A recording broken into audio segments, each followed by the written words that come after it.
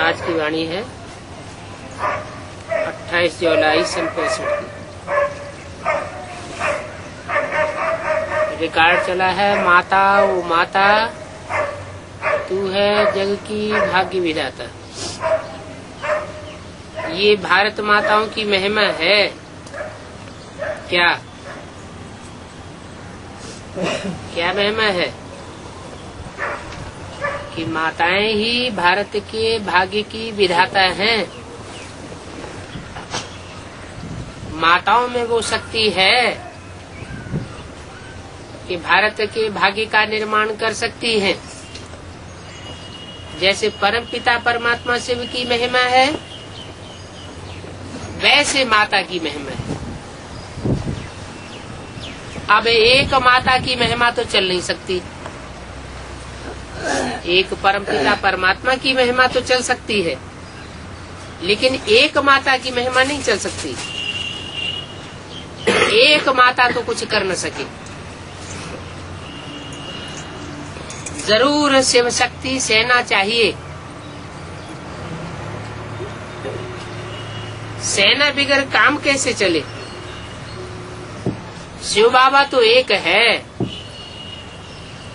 अगर वह एक ना हो तो माताएं भी न हो, न बच्चे हो, न बीके कुमार कुमारियां हो, तो मेजॉरिटी माताओं की है। इसलिए माताओं की महिमा दी गई है। भारत माताएं जो शिव शक्ति गुप्त सेना है, और अहिंसक हैं। कोई भी प्रकार की हिंसा नहीं करती है।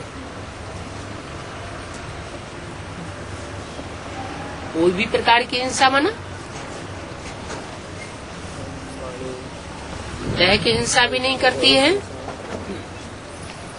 और विकारों की हिंसा भी माताएं नहीं करती है। कोई भी प्रकार की हिंसा माताओं के द्वारा होती नहीं। हिंसा दो प्रकार की होती है, एक तो काम कटारी चलाना और दूसरा गोली आदि चलाना, क्रोध करना, मारना।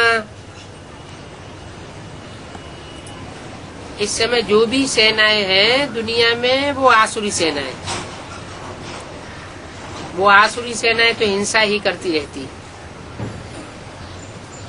आजकल तो बाइक आदि चलाना माताओं को भी सिखाए रहे हैं। अब वो तो हैं आसुरी सेना की माताएं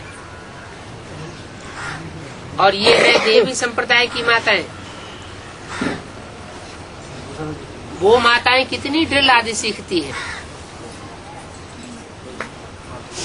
और तुम तो शायद ही कभी मैदान में गई हो। बहुत मेहनत करते हैं ड्रिल सीखने की,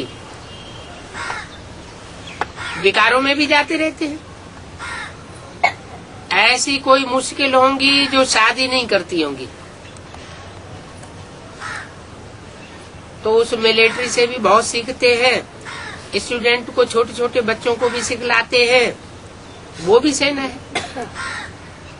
और ये रूहानी शिव शक्ति सेना भी है। सेना का गीता में अच्छा ही विस्तार लिखा हुआ है। प्रैक्टिकल में क्या है वो तो तुम ही जानते हो। तो देखो हम कितनी गुप्त सेना है, शिव शक्ति सेना क्या करती है। तुम विश्व के मालिक कैसे बनते हो अब तुम जानते हो। इसको कहा जाता है युद्ध स्थल। तुम्हारा ये युद्ध का मैदान भी है और गुप्त मैदान है। ऐसे नहीं कि यहाँ कोई ड्रिल आदि करते हैं जिस्मानी। हमारी तो रूहानी ड्रिल है। मैदान है ये सारा ही मांडवा, सारी सृष्टि का सारा ही मांडवा हमारा मैदान है। आगे फीमेल्स युद्ध के मैदान में जाती थी,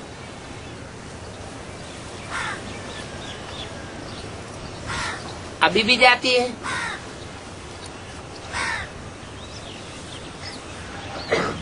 पुराने जमाने में नहीं जाती। तो देखो यहाँ से पूरी भेंट होती है। दोनों ही सेनाओं में माताएं हैं। जिस्मानी सेना में भी माताएं हैं, रूहानी सेना भी में माताएं हैं। जिस्मानी सेना में मेजॉरिटी पुरुषों की है और यहाँ मेजॉरिटी माताओं की है? आज की क्लास में मेजॉरिटी माताओं की है कि भाइयों की है? माताओं की मेजॉरिटी। सिर्फ यहाँ की बात नहीं, हर जगह की मेजॉरिटी माताओं की है। तो कंट्रास्ट हो गया क्या? आसुरी सेना में पुरुषों की भर्ती ज्यादा होती है और ईश्वरीय सेना में माताओं की भर्ती ज्यादा होती है। तो ये कंट्रास्ट हुआ ना। ज्ञान मार्ग और भक्ति मार्ग का ये लास्ट कंट्रास्ट है।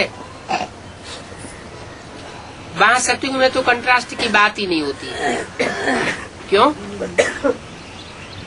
क्योंकि यहाँ वहाँ तो कोई बात में असमानता नहीं होती है। स्त्री और पुरुषों की संख्या भी बराबर बराबर होती है। तो जब तक यहाँ बाप नहीं आए हैं तब तक कंट्रास्ट की बात नहीं रहती। बाप कंट्रास्ट बतलाते हैं। ब्राह्मण क्या करते हैं?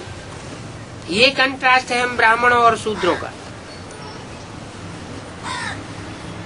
दोनों ही यहाँ युद्ध के मैदान में। सतयुग की और कलयुग की बात नहीं है, यहाँ है संगम युग की बात। तुम पांडव संगम युगी हो और कौरव हैं कलयुगी।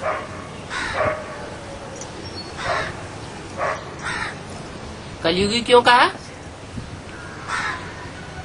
कौरवों को खास कलयुगी बताई दिया और पांडवों को संगम युगी बताई दिया। क्यों? पांडवों को सतयुगी क्यों नहीं बताया? है? क्योंकि पांडवों को ले जाने वाला पंडा बाप आया हुआ है। कौरवों का तो नाम ही है कौरव, कौओं की तरह रव माना शोरगुल करने वाले हैं, कहीं ठिकाने लगने और लगाने वाले नहीं है। उनको ये पता ही नहीं है कि अभी ये जाने का समय है। अभी इस दुनिया में रुकने का टाइम नहीं है कि महलमाड़ियां अटारियां बना लो, दुनिया के सुख ले लो। अब वो टाइम नहीं रहा। कलयुग का टाइम बहुत लंबा दे दिया है। आहिस्ते आहिस्ते ये बात भी समझेंगे कि अभी कलयुग हजारों वर्ष का नहीं है। तुम्हारे द्वारा इन सब बातों को समझेंगे।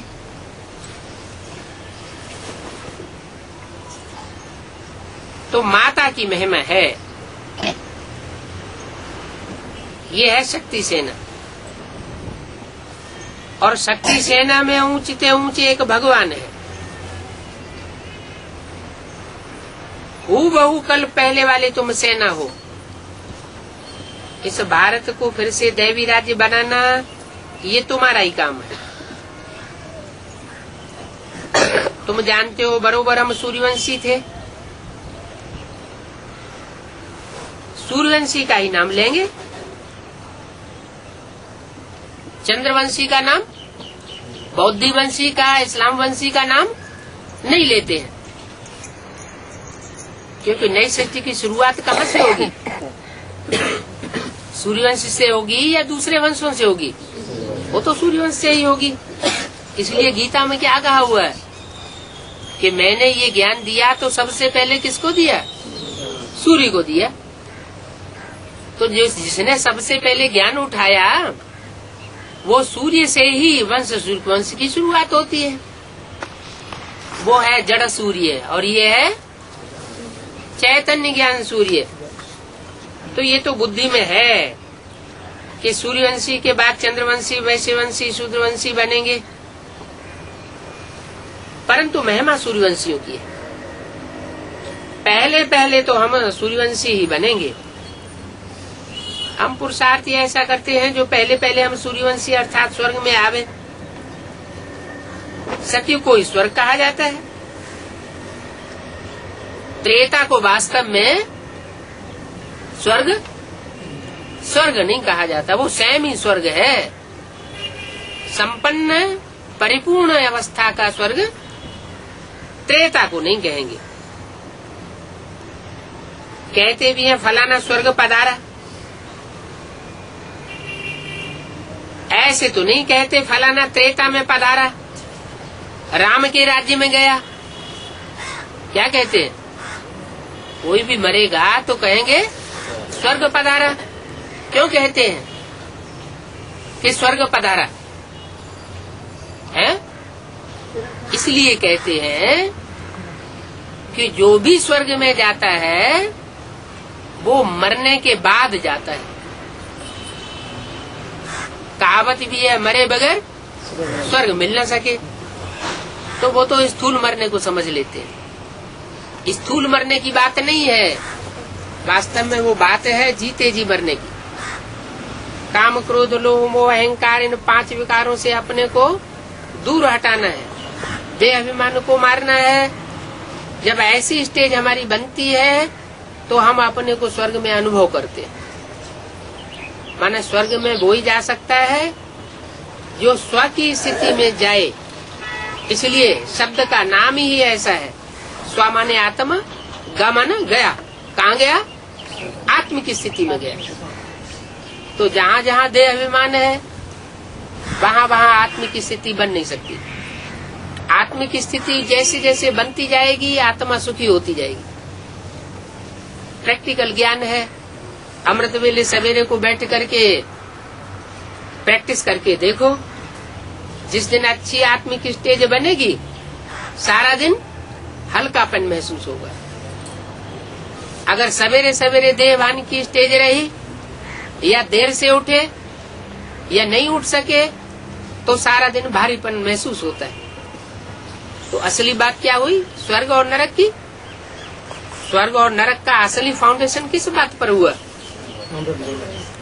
आत्मिक स्टेज। अमृत बेला भी, अमृत बेला जैसे दिन का सात्विक स्टेज का टाइम, ऐसे ही सृष्टि का सात्विक स्टेज का टाइम है सतयुग, वो सतो प्रधान युग है। ऐसे ही अमृत बेला है सारे दिन का सतो प्रधान टाइम। तो सतो प्रधान टाइम में जैसी स्टेज जिस आत्मा की रहती है उसके अनेक जन्मों का हिसाब किताब सुख का उतना ही ज्यादा बनता है। अभी अगर पुरुषार्थ कर लिया तो हमेशा के लिए पक्का हो जाता है, क्योंकि अभी का जो टाइम चल रहा है वो जैसे सृष्टि का अमृत बेला चल रहा है। ये चूक गए तो सब चूक गए। क्यों? क्योंकि सूर्य उदय होने वाला है।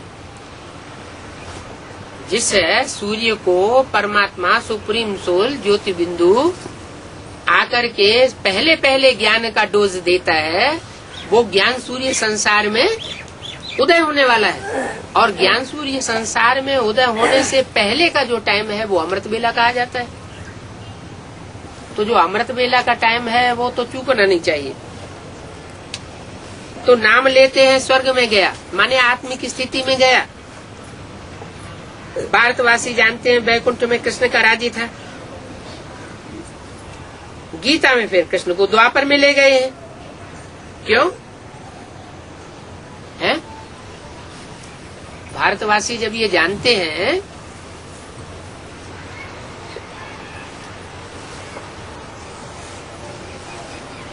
कि कृष्ण वैकुंठ में था,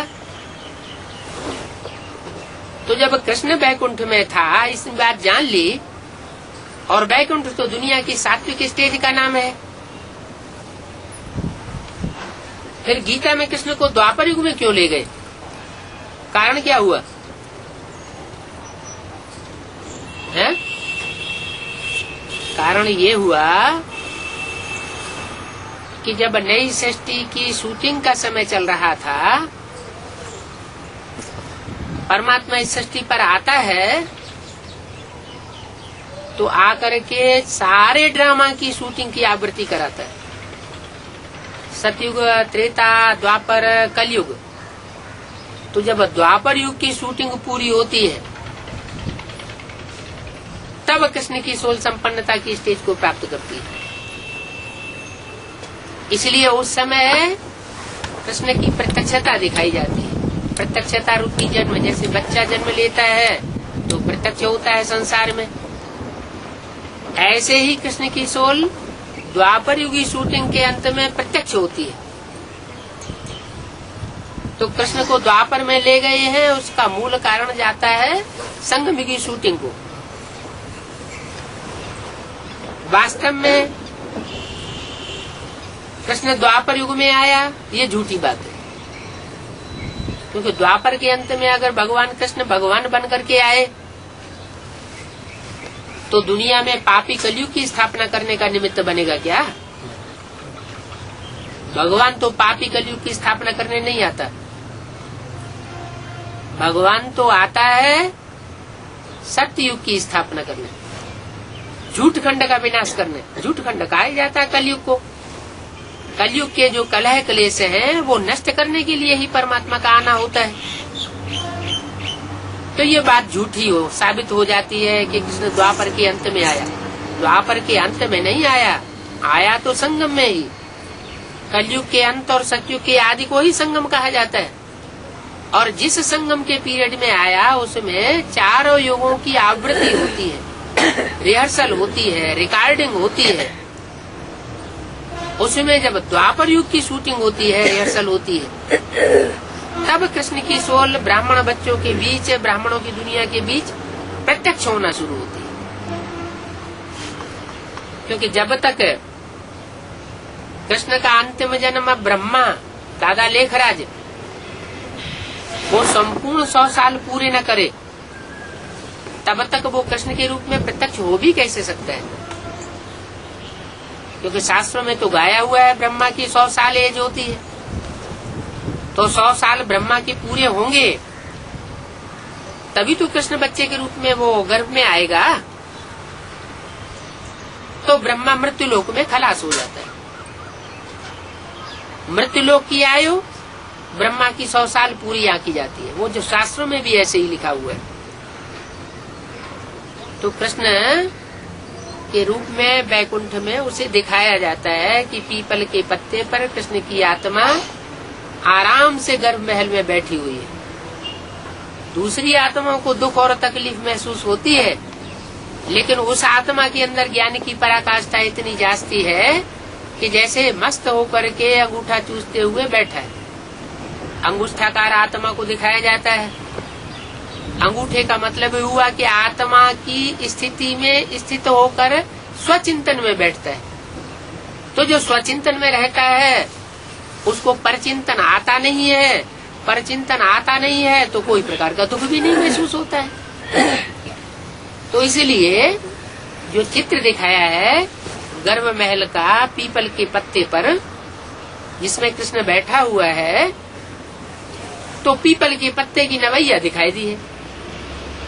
क्या मतलब हुआ कि जिस शरीर रूपी नवैया में वो प्रवेश करता है वो हल्की फुल्की नवैया है, कोई देहभान का भारीपन नहीं है। तो गीता में कृष्ण को द्वापर में ले गए हैं तो ये सब झूठ बातें। स्थूल द्वापर में कोई कृष्ण नहीं आता है। तुम समझाते हो इन बातों को तो बिगड़ पड़ते हैं, क्योंकि उनको सच्चे का पता ही नहीं है। क्या अगर उनको सही बात बताएं तो बिगड़ जाएंगे। सच बतलाने वाला मिला ही नहीं है, और तुमको तो मिला है। वो सब सच बताते हैं और सबको सच्चा बनाते हैं, सचखंड की स्थापना करते हैं। कभी भी क्रूर कपट नहीं करना है, तुम्हारा कुछ भी नहीं छिपा रहेगा। क्या दुनिया का भी कुछ नहीं छिपा रहेगा और तुम्हारा भी कुछ भी छिपा नहीं रहेगा। तुम तो छिपाते भी नहीं हो। तुम तो अपना सारा पोता मिल बाप को दे देते हो, तो तुम्हारा छिपे रहने की बात है ही नहीं। जो जैसा कर्म करता है वैसा फल पाता है। बाप तो आकर के अच्छे से अच्छे कर्म सिखाते हैं। ईश्वर के पास कोई का भी कर्म छिपा नहीं रह सकता। कोई पोता मेरा न भी दे तो भी ईश्वर के पास कोई का पाप कर्म किया हुआ छिपा हुआ नहीं रहेगा। कर्म भोग भी बहुत कड़ा होता है। बल तुम्हारा ये अंतिम जन्म है तो भी सजाएं तो खानी पड़ेंगी। अंतिम जन्म होते हुए भी ऐसे नहीं कोई सजाओं से छूट जाए, क्योंकि अनेक जन्मों का हिसाब किताब इस लास्ट जन्म में चुकतू होना है। बाबा ने समझाया, काशी करवट खाते हैं तो जब तक प्राण निकले, जब तक दूसरा जन्म लेवे, तब तक आत्मा को बहुत भोगनी पड़ती है। गर्भ महल में गर्भ जेल अनुभव होती है। त्राहि त्राहि करती रहती है आत्मा। बहुत कष्ट सहन करना पड़ता है। एक तो कर्म भोग, बीमारी,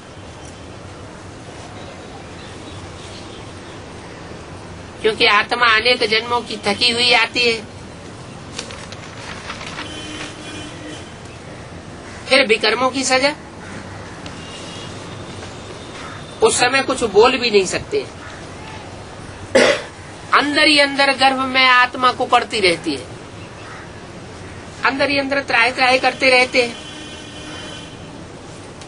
परमात्मा को जो सजा देनी होती है वो यहाँ ही मिल जाती है। 28 जुलाई सन 65 की वाणी का दूसरा पेज। सतयुग में तो कोई से पाप होता नहीं है और वहाँ कोई मजिस्ट्रेट आदि भी नहीं होते हैं, कोई कोर्ट कचहरी जज आदि नहीं होते हैं, न गर्भ जेल की सजा होती है। वहाँ गर्भ जेल नहीं कही जाती। गर्भ में आत्मा कोई प्रकार का दुख नहीं भोगती। वहाँ तो गर्भ महल है, आराम से आत्मा रहती है। दिखाते हैं पीपल के पत्ते पर कृष्ण अंगूठा चूसता हुआ आया। वो तो हुई सतयुग की शुरुआत की बात। जो स्वर्णिम संगम युग की शुरुआत होती है वो संकल्पों की दुनिया से शुरू होती है। तो संकल्पों की दुनिया में पावर ज्यादा होती है। संकल्प होता है बीज। अगर बीज पावरफुल है तो आगे वृक्ष भी पावरफुल होता है। तो ऐसे ही संगम की दुनिया में जब शिव बाबा आते हैं तो कृष्ण को पालना कहाँ देते हैं? पहले पहले दादा लेखराज की सोल, जो कृष्ण की सोल है, वो पहले पहले कहाँ पालना लेती है? ज्ञान गर्भ महल में पालना लेती है। वो जो सुख है वो सुख और किसी जन्म में प्राप्त नहीं हो सकता। उस सुख का नाम है नंबरवार पुरुषार्थ अनुसार वो सुख मिलता है, उसको कहते हैं अतीन्द्रिय सुख। इंद्रियों से परे की स्टेज में रहने वाला सुख। तो गर्भ महल की बात है। सतयुग में बड़े आराम से पैदा होते हैं, सजा की बात नहीं है। बात तो आदि मध्य अंत सुखी सुख रहता है। क्या इस दुनिया में बच्चे की पैदाइश होती है तो बच्चे की पैदाइश के आदि में भी माता को दुख होता है, पिता को भी दुख होता है। आसक्ति क्षीण होती है, शक्ति क्षीण होती है तो आसक्ति अनुभव होती है। तो आदि में भी दुख। बच्चा पैदा होता है, उसकी पालना करनी पड़ती है तो भी दुख। बच्चा रोता हुआ पैदा होता है और जब मृत्यु होती है तो भी गाबड़े आते हैं। तो आदि जिसका सुखाला नहीं, मध्य और अंत भी सुखाला नहीं हो सकता। आदि में भी दुख, मध्य में भी दुख और अंत में भी दुख।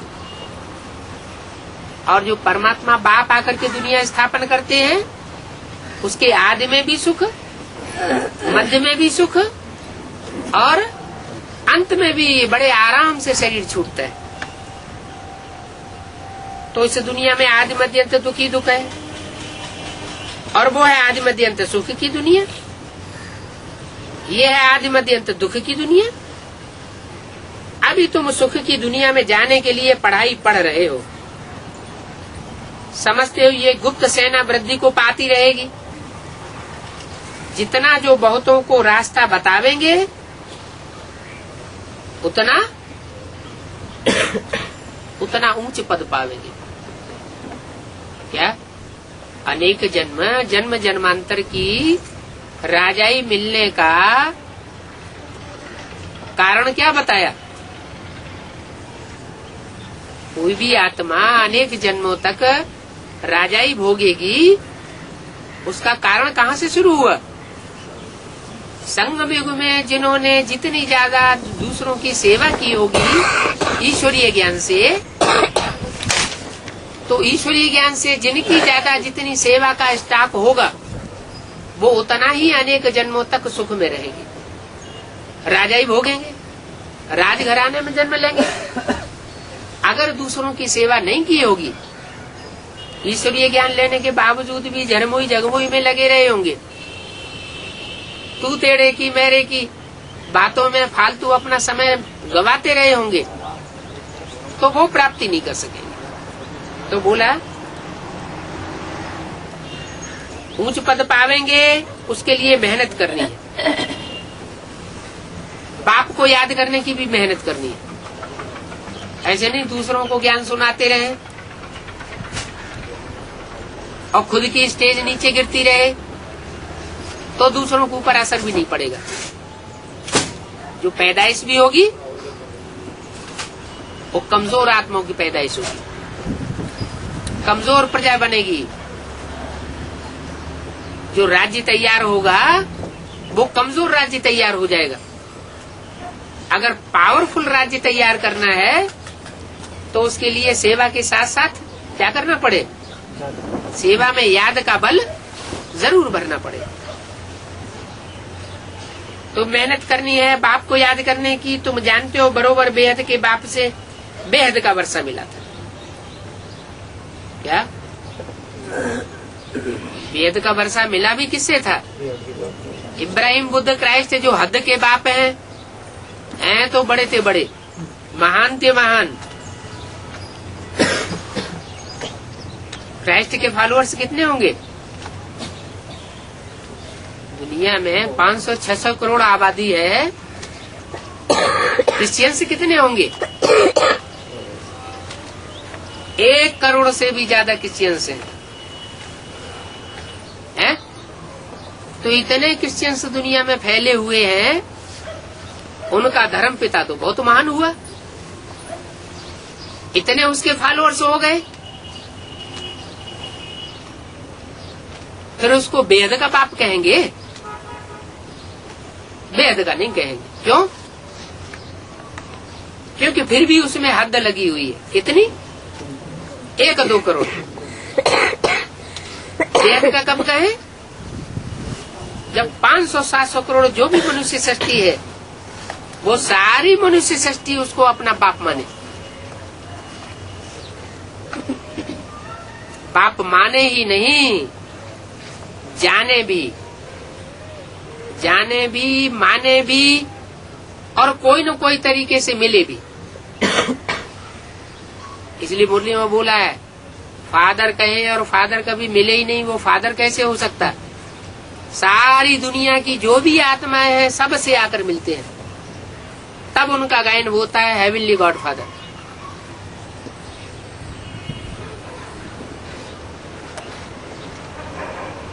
इसलिए सब बाप को याद करते हैं, लौकिक बाप और पारलौकिक बाप, दोनों बाप को याद करते हैं। सतयुग में सिर्फ लौकिक बाप को याद करते हैं। क्यों? सतयुग में लौकिक बाप को क्यों याद करते हैं सिर्फ? क्योंकि वहाँ पारलौकिक बाप की याद रहती नहीं, भूल जाते हैं।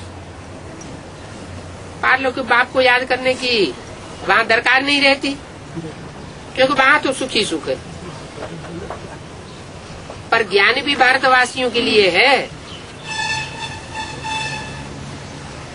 दूसरे देश के जो वासी हैं उनकी तो भाषा ही बदल जाती है। जिनकी भाषा बदल जाती है वो बाप के ज्ञान को पूरा नहीं उठा पाते। क्यों? क्योंकि बाप से डायरेक्ट जो सीखते हैं वो गहराई तक बात को समझते हैं, और जो डायरेक्ट जिनका कनेक्शन नहीं हो पाता है भाषा प्रॉब्लम के कारण, वो उतनी गहराई तक पहचान नहीं पाते। तो ये ज्ञान सारा भारतवासियों के लिए है और धर्म वालों के लिए नहीं है। परंतु जो और धर्म में कन्वर्ट हो गए हैं वो निकलते आवेंगे। है तो भारतवासियों के लिए। फिर भी जो भारतवासी थे सत्ययुग त्रेता में और फिर द्वापर युग से दूसरे धर्मों में कन्वर्ट हो गए, वही कन्वर्ट हुई आत्माएं अभी फिर ब्रह्मा कुमारी ईश्वरी विश्वविद्यालय में आ गई। तो जो कन्वर्ट हुई आत्माएं हैं और ज्यादा जन्मों तक जो कन्वर्ट होकर के रही होंगी, वो ज्ञान के मर्म को उतना पूरा नहीं समझ पाती है। कितना? जितना जो अनेक जन्मों तक देवी देवता सनातन धर्म में रहने वाली आत्माएं समझेंगी, उतने दूसरे धर्म में दूसरे देश में कन्वर्ट होने वाली आत्माएं नहीं समझ पाएंगी। तो बोला और धर्म वालों के लिए ज्ञान नहीं है, परंतु जो कन्वर्ट हो जाते हैं वो निकलते आते हैं और आगे चलकर निकलते आवेंगे। वो आकर के योग भी सीखेंगे। किससे? हैं? क्योंकि योग सिखाने वाला तो एक ही परमपिता परमात्मा है। एक बाप के सिवाय योग, राजयोग और कोई सिखा ही नहीं सकता। तो सभी आकर के राजयोग सीखेंगे। जो भी कन्वर्ट हो गए हैं वो निकलते चले आवेंगे। योग पर समझाने के लिए निमंत्रण मिलता है, तो तैयारी करनी चाहिए। वहाँ क्या समझावे? समझाना है क्या तुम भारत का प्राचीन के राजयोग को भूल गए हो? भगवान कहते हैं मन मना भव। राजयोग क्या है? ये कोई शारीरिक हठयोग नहीं है। ये कोई श्वास प्रश्वास का प्राणायाम योग नहीं है। ये क्या योग है? इसका नाम है राजयोग। इसमें ये राज भरा हुआ है कि मन को एकाग्र कैसे किया जाए। अगर मन को एकाग्र करने की प्रक्रिया सीख ली तो मन जीते जगत जीत कहा जाता है। मन के साथ ही सब सद है।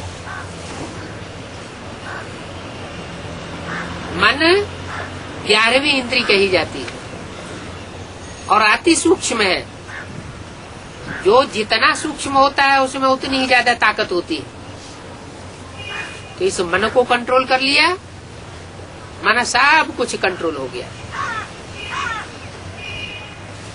हर आत्मा के अंदर ये मन की मनन चिंतन मंथन शक्ति होती है।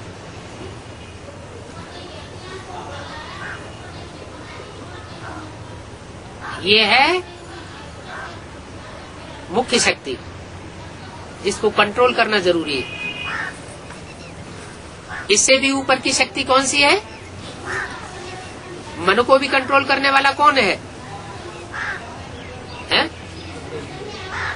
मनन चिंतन मंथन संकल्प विकल्प की जो शक्ति है उसको भी कंट्रोल कौन करता है? कौन सी शक्ति? बुद्धि। बुद्धि रंग राइट का फैसला करती है। क्या चिंतन करना चाहिए, क्या चिंतन नहीं करना चाहिए, कौन सा संकल्प करना चाहिए, कौन सा संकल्प नहीं करना चाहिए। ये बुद्धि का काम है। बुद्धि फैसला करे, फैसला करने के बाद फिर मन को अच्छे रास्ते पर चलाने के लिए आदेश दे। तो मन बुद्धि के ऊपर कंट्रोल करने की जो ताकत है वो संस्कार शक्ति कही जाती है। संस्कार होते हैं पूर्व जन्मों से कनेक्टेड। अच्छे बुरे संस्कार अनेक जन्मों के हर आत्मा में तिरोहित हैं, भरे हुए हैं। जिसके लिए बाबा कहते हैं बनी बनाई बन रही अब कछु बननी ना है। माने हर आत्मा अपने पूर्व जन्मों से अपना जन्म सिद्ध अधिकार लेकर के आई हुई है। अभी से रील में जो रील घूम रही है उस शूटिंग की रील में अपना अपना अधिकार नूद होता चला जा रहा है। जैसे जैसे पूर्व जन्म के जिसके संस्कार हैं उन संस्कारों के आधार पर हर आत्मा वही रास्ता अपना लेती है। बुरे कर्म किए होंगे तो भले परमात्मा का कितना भी ऊंचे से ऊंचा ज्ञान उठाए रहा हो, उस ज्ञान को भी वो तोड़ मड़ोड़ करके उल्टा कर देगा। ऐसी है संस्कार शक्ति। तो मन रूपी ब्रह्मा हुआ, बुद्धि रूपी शंकर हुआ और विष्णु रूपी संस्कार शक्ति हुई। लेकिन संस्कारों को भी परिवर्तन किया जा सकता है या नहीं किया जा सकता है? संस्कारों को भी परिवर्तन किया जा सकता है। तो कौन परिवर्तन करेगा? मन परिवर्तन करेगा या संस्कार अपने संस्कारों को स्वतः ही परिवर्तन करेंगे या बुद्धि परिवर्तन करेगी? ऊपर किसको रखा जाए? मन को ऊपर रखा जाए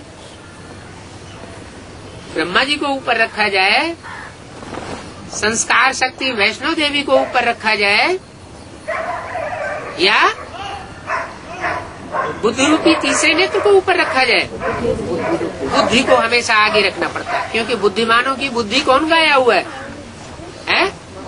बुद्धिमानों की बुद्धि शिव बाबा गाया हुआ है। शंकर बुद्धिमानों की बुद्धि नहीं है। कौन है? शिव बाबा। अगर शंकर स्वयं ही बुद्धिमानों की बुद्धि होता तो वो किसकी याद में बैठा है? वो भी तो किसी की याद में बैठा है ना।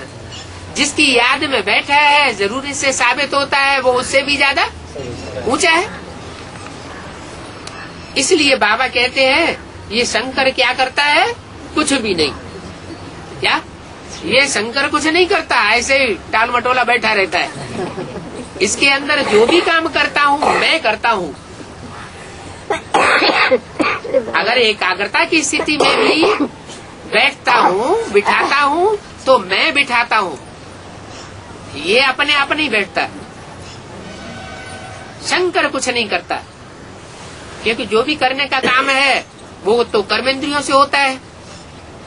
और कर्मेंद्रियों की हलन चलन करते हुए चित्रों में शंकर को दिखाया नहीं जाता। उसको ध्यान मग्न अवस्था में बैठे हुए दिखाया जाता है। ये कोई कर्म करना नहीं हुआ, कर्मेंद्रियों की हलन चलन का कोई कार्य नहीं हुआ। इसलिए बोला शंकर कुछ भी नहीं करता। उसके अंदर जो भी कार्य करता हूँ कौन करता है? शिव ज्योति बिंदु सुप्रीम सोल करता है।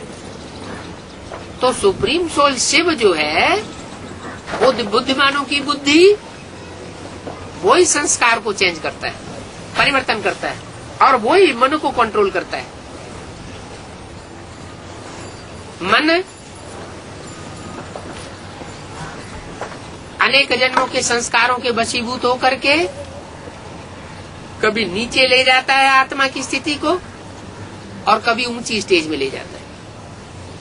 अप एंड डाउन में आता रहता है।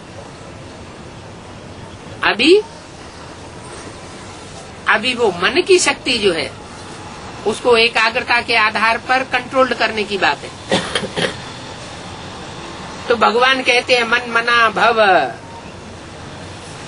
मन को मेरे में लगा दो, मन को मेरे में तिरोहित कर दे। भगवान कहते हैं। किसके द्वारा कहते हैं?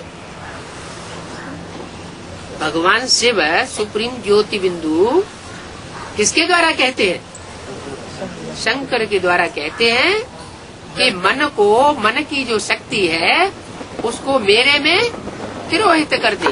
मन, तेरे मन के अंदर जो भी संकल्प विकल्प चलते हैं उन संकल्पों विकल्पों की गति को, सरणी को मेरे अंदर समा दे। माना तेरे अंदर कोई भी ऐसा संकल्प न चले जो मेरे संकल्पों के बरखिलाफ हो। सब प्रकार के संकल्प जो हैं वो मेरे अंदर समा दे। जब संकल्प मात्र भी तेरे मेरे संकल्पों के अनुकूल बन जाएंगे, इतनी ज्ञान की पराकाष्ठा तेरे अंदर आ जाएगी, तो बीज सुधर जाएगा तो सारा वृक्ष सुधर जाएगा। संकल्प बीज है। ये मन से संकल्प रूपी बीज पैदा होता है। मन के संकल्पों को ज्ञान के आधार पर सात्विक बनाना है, और सात्विक बनाते बनाते बनाते एक अंत में ऐसी स्टेज आती है जहाँ शून्य रह जाता है। वो है पराकाष्ठा, सात्विक स्टेज की, जहाँ से सत्युग की शुरुआत होती है। मन जब निसंकल्प हो जाएगा तो निराकारी हो जाएगा। निराकारी फिर निर्विकारी जरूर बनता है। निराकारी, निर्विकारी और निरहंकारी कहा जाता है। उसमें देवान का नाम निशान नहीं रहेगा। इसलिए बोला कि सत्युग की स्थापना के लिए मन मना भव, तू अपने मन के संकल्पों को मेरे मन के अंदर समा दे। तो जरूर वहां जाना पड़े।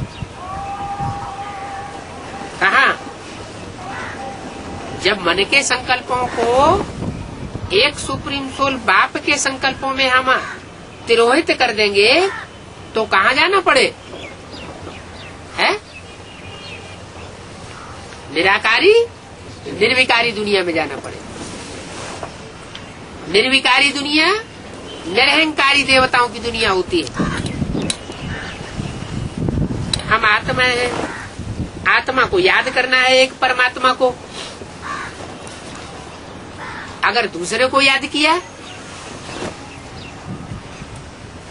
तो संकल्पों में विरोधाभास पैदा होगा, क्योंकि एक व्यक्ति के संकल्प कभी भी नहीं मिल सकते दूसरे व्यक्ति से। हम सब मिलकर के एक ही पुरुषार्थ करें कि हमें एक बाप के समान संकल्पों में रमण करने वाला बनना है, तब ही निस्तार हो सकता है। तो आत्मा को याद करना है एक परमात्मा को। निराकार परमात्मा ही कहते हैं। क्या कहा? कौन कहते हैं? निराकार परमात्मा माने बिंदी। बिंदी कह सकती है कुछ है? फिर क्यों कहा निराकार परमात्मा कहते हैं? निराकार परमात्मा का मतलब निराकारी स्टेज वाला है। वो निराकार परमात्मा जरूर कोई साकार तन में प्रवेश करता है और प्रवेश करके निराकारी निरहंकारी निर्विकारी वाचा बोलता है। उस स्टेज में स्थिर होकर के बोलता है, कहता है। निराकार बच्चों को कहते हैं कि मुझे याद करो तो मेरे पास आ जाएंगे। अरे वो निराकार परमात्मा हम बच्चों के पास आया हुआ है कि हम बच्चे उसके पास पहुंच जाएंगे? क्यों? अभी वो परमात्मा हमारे पास आया हुआ है या हम उसके पास पहुंच जाएंगे? परमात्मा हमारे पास आया हुआ है, फिर ये क्यों कहते हैं कि तुम हमारे पास आ जाएंगे?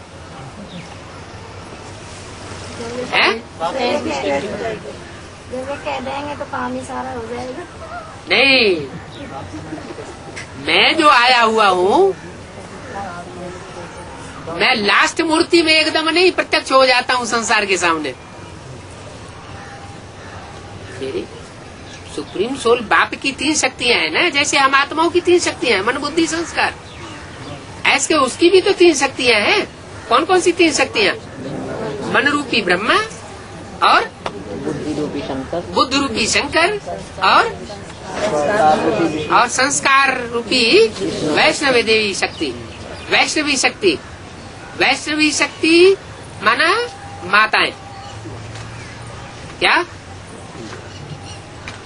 जो विष्णु का रूप है वो माता का रूप है। शास्त्रों में भी शंकर को जगत पिता के रूप में मानते हैं। और विष्णु जब जब शंकर के ऊपर भीड़ पड़ी तो विष्णु ने क्या किया? कोई न कोई स्त्री चोला धारण करके और उनकी सुरक्षा कर दी। तो बाप कहते हैं मुझे तीनों ही मूर्तियां चाहिए जरूर, लेकिन ब्रह्मा की मूर्ति के द्वारा मैं संसार में प्रत्यक्ष नहीं होता। विष्णु की मूर्ति इस पाप की दुनिया में प्रत्यक्ष होने का सवाल ही नहीं। तो अंतिम जो मूर्ति है वो है शंकर की मूर्ति।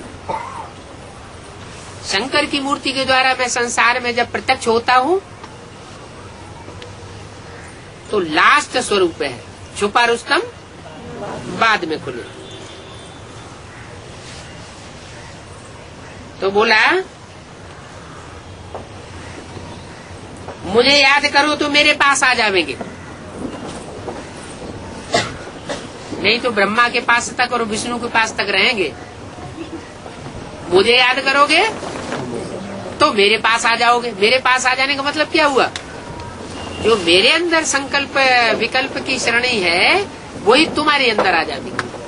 पास आ जाने का मतलब ये नहीं हुआ कि कंधे पे आकर बैठ जाना, वो कोई पास आ जाना हुआ। पास आने का मतलब है संस्कार जो मन बुद्धि में जो संस्कार समाये हुए हैं वो मेरे समान संस्कार हो जाएंगे।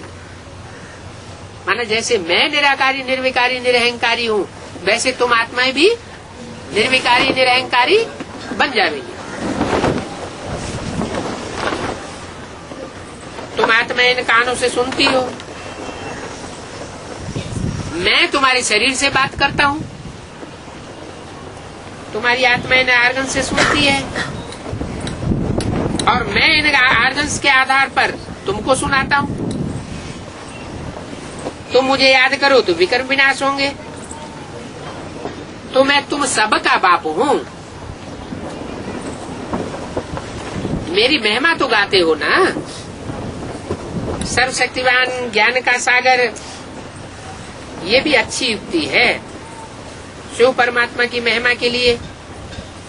तो बताओ महिमा, अब जज करो गीता का भगवान कौन है। तुम्हारी सबसे जबरदस्त टॉपिक ये है कि गीता का भगवान दादा लेखराज कृष्ण के साकार स्वरूप या निराकारी स्टेज वाला स्वरूप। निराकारी स्टेज वाला स्वरूप कौन सा हुआ? शिव शंकर भोलेनाथ, वही निराकारी स्टेज वाला स्वरूप है, वही गीता का भगवान है। साकार स्टेज में रहने वाला न खुद का कल्याण कर सकता है और न दूसरों का कल्याण कर सकता है। इन दो बातों पर भाषण करने का चिंतन करो। जो भाषण करने वाले हैं उनको भाषण तो सभा में ही करना है, जहाँ नए नए भी आते रहते हैं। जहाँ नए नए आते रहते हैं वो भाषण करने की स्थली में भाषण तो करना है, ताकि पुरानों को नयों को दोनों को मालूम पड़े। पुरानों को तो मालूम ही है, वो तो ब्राह्मणों का फिर आपस में सेमिनार होता है, तुम भाषण करते हो सभा में। जहाँ बेसमझ शूद्र भी बैठे रहते हैं तो उनको भी ये राज समझाना है। बोलो, हमको जास्ती टाइम नहीं चाहिए, तुमने हमको 1 मिनट भी समझाने का दिया, ये भी बहुत किया। भगवान वाच मन मना भव और माँ में एकम याद करो। एक तो अपने मन के संकल्पों को मेरे मन में तिरोहित कर दो, और दूसरा सिर्फ मेरे को याद करो, तो तुमको स्वर्ग का वर्षा मिल जाएगा। अगर अनेकों को याद करते रहे तो क्या होगा? तो काय का वर्षा मिलता जाएगा, नरक का वर्षा मिलता जाएगा। माना इस समय जो शूटिंग हो रही है, रिहर्सल हो रही है, ज्ञान लेने के बाद हम अपने नरक और अपने स्वर्ग की शूटिंग खुद ही कर रहे हैं। ज्ञान तो हमको मिल गया, बाप के सामने हमने अंजाम कर लिया कि ये पक्का ज्ञान है। एक को याद करेंगे ऊंचते ऊंच को तो हम स्वर्गवासी जन्म जन्मांतर के लिए बनेंगे, और अनेकों को याद करेंगे तो जन्म जन्मांतर के लिए नरकवासी बनते हैं। बाप तो आकर के हमको स्वर्ग का ही वर्षा देता है, लेकिन अब हमारे ऊपर भी ये जिम्मेवारी आ जाती है। अगर हम कोई भी परिस्थितियों में मुकाबला न करके, युद्ध न करके, और जैसी दुनिया की धारा बह रही है संकल्पों की, उस संकल्पों की धारा में अपने को बहा देते हैं, कोई भी पुरुषार्थ नहीं करते सुधरने और दूसरों को सुधारने का, तो जैसे कि हम वैश्यालय में गिरते, नरक में गिरते, हमारी नरक की शूटिंग होती जाती है। ऐसे नहीं कि कलयुग के अंत में जो जन्म होता है उसमें नरक ही नरक होता है, कोई सुखी नहीं होता। इस अंतिम जन्म में भी तो बहुत से परिवार ऐसे देखे जाते हैं जो अपने को बहुत सुख में महसूस करते हैं, और दूसरे भी देखने वाले महसूस करते हैं कि इनके अंदर तो जैसे विकार है ही नहीं। ये परिवार तो जैसे निर्विकारी परिवार है, निरहंकारी परिवार है। तो अंतिम जन्म की शूटिंग में भी वो उनके अंदर ऐसा ज्ञान बैठ गया क्यों उन्होंने वो धारणा प्राप्त कर ली। तो इस तरह की कोई और भी आत्माएं होंगी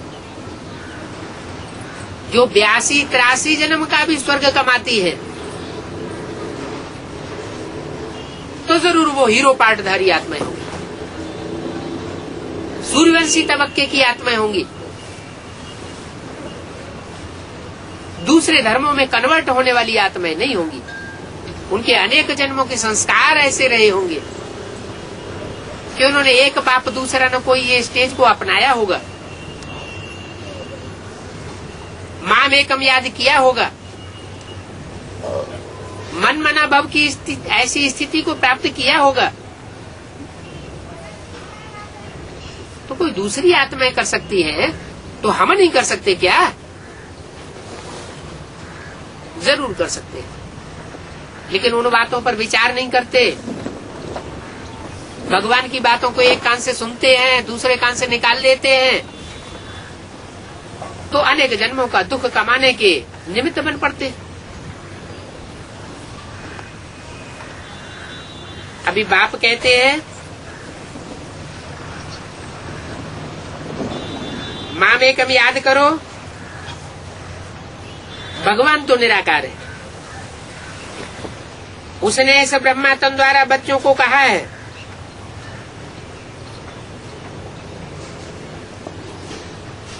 प्रजापिता ब्रह्मा की संतान ब्राह्मण ब्राह्मणियां होंगे ना,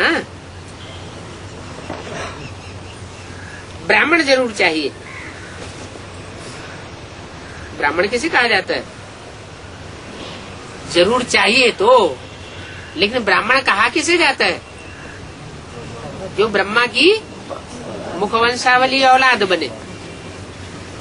मुखवंशावली जो औलाद बना होगा वो जरूर ब्रह्मा के मुख से निकली हुई बातों को मानता भी होगा।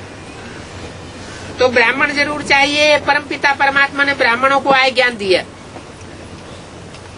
क्या कहा? ब्राह्मणों को आय पहले पैदा किया कि पहले उनको ज्ञान दिया? ज्ञान पहले दे दिया। परमात्मा बाप आता है तो पहले ब्रह्मा द्वारा ब्राह्मणों की रचना करता है, ब्राह्मणों को जन्म देता है, या पहले उनको शिक्षा देता है? पहले जन्म देता है। तो अभी तक क्या काम हुआ? अभी तक सिर्फ दादा लेकर आज ब्रह्मा के द्वारा जो भी कार्य चल रहा है उसमें जन्म हुआ है। ब्राह्मणों को जन्म तो मिला, इतनी बात तो बुद्धि में बैठी है कि अगर हम पवित्र रहेंगे तो ब्राह्मण बनेंगे, ब्रह्मा की बात मानेंगे तो हम ब्राह्मण कहे जाएंगे, मुखवंशावली बनेंगे तो हम ब्राह्मण कहे जाएंगे, और ब्रह्मा की गोद को ही याद करते रहेंगे तो ब्राह्मण तो कहे जाएंगे, लेकिन कुखवंशावली ब्राह्मण कहे जाएंगे। जो ब्राह्मण है वो देवता बनेंगे, जो कुखवंशावली ब्राह्मण बने होंगे वो देवता ही सूर्यवंशी लिस्ट में नहीं आवेंगे, उनके पूरे 84 जन्म नहीं होंगे। तो परमपिता परमात्मा ने ब्राह्मणों को आकर के ज्ञान दिया है, आय ज्ञान दिया है। माना ऐसे नहीं है कि दादा लेकर आज ब्रह्मा के तन में आकर के ब्राह्मणों को जन्म दिया और शरीर छोड़ करके चला गया, उसके बाद काम खत्म हो गया। सिर्फ जन्म देने से काम खत्म नहीं हो जाता। लौकिक दुनिया में भी कोई माँ बाप होते हैं, बच्चों को जन्म दे देते हैं, उनकी परवरिश नहीं कर पाते, तो कहेंगे कि पूरा माँ बाप का काम हो गया। नहीं, जन्म देने के साथ साथ बच्चों की परवरिश भी करनी है, बच्चों को वर्षा भी देना है, ये भी बाप का काम है, ठिकाने से लगाना। वो तो पारलौकिक बाप है। जो श्रेष्ठ मनुष्य होते हैं उनकी श्रेष्ठता इसी बात में गाई जाती है कि या तो वो कोई काम शुरू नहीं करते हैं, और शुरू करते हैं तो उसको अंतिम चरम सीमा पर उस कार्य को पहुंचाते हैं, बीच में काम को छोड़ते नहीं है। जो श्रेष्ठ आत्माएं होती हैं वो कोई भी कार्य को बीच में अधूरा नहीं छोड़ती। तो परमात्मा तो श्रेष्ठ से श्रेष्ठ गाया हुआ है।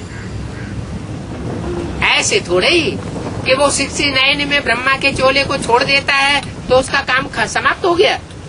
नहीं, ब्राह्मणों को जन्म देने के बाद ब्राह्मणों को शिक्षा दे करके ऊंची स्टेज में स्थिर कराना, ये भी उसका काम है। तो ब्राह्मणों को आय ज्ञान दिया है, जिनको ज्ञान दिया है उनको ही पांडव कहते हैं। क्या कहा? जिनको परमात्मा ने आके ज्ञान नहीं दिया, सिर्फ ब्राह्मण बना के जन्म दे के छोड़ दिया, उनको पांडव नहीं कहा जाता। पांडव किनको कहा जाता है? जिनको जन्म देने के बाद फिर दोबारा प्रवेश करता है।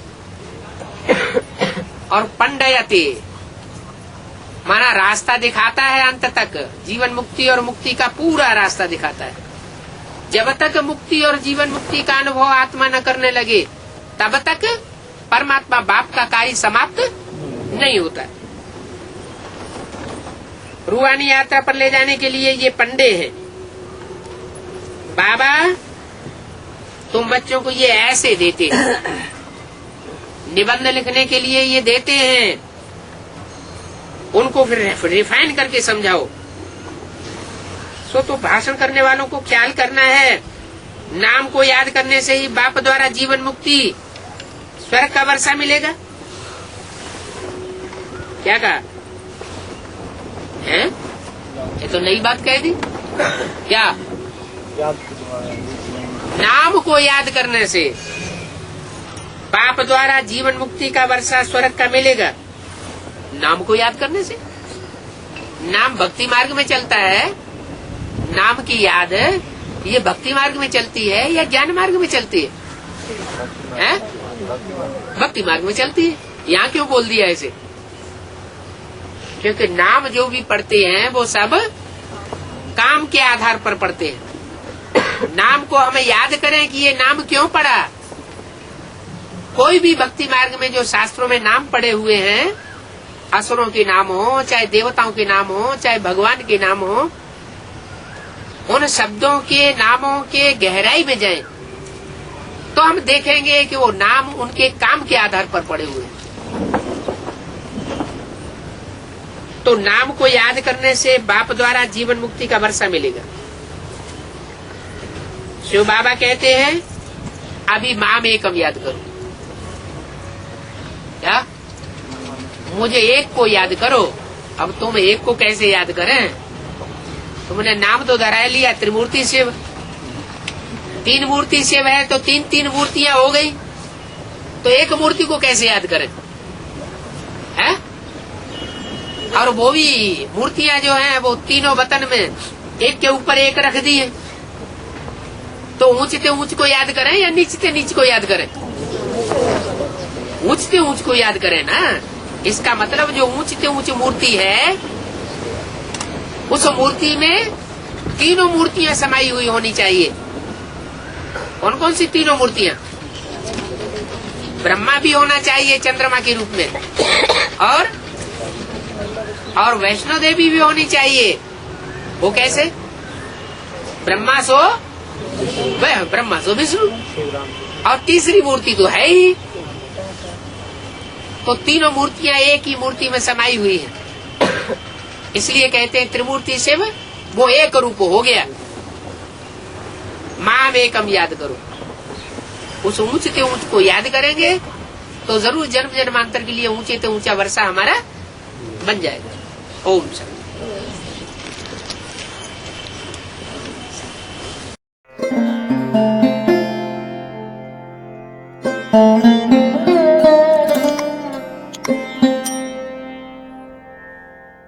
Mm-hmm.